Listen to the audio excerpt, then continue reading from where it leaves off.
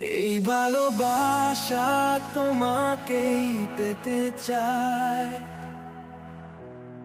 ওই দুটি চোখ ইশারায় কিছু বলে যায়।